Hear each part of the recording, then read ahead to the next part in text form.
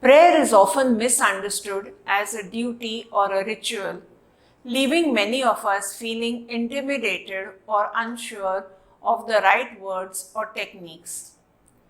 Even Jesus' disciples faced this problem, prompting them to plead, "Teach us to pray."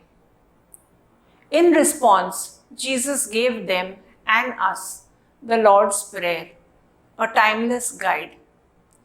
On this day for grandparents and the elderly, it is apt to reflect on the wisdom of those who have prayed and gone before us. Many of us fondly recall seeing our elders praying the rosary, whispering heartfelt prayers, or just lighting a candle in church. Their faith reminds us that prayer is not about using the perfect formula.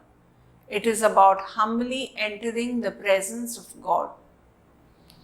The Acts framework is a simple way to streamline and deepen our prayer life.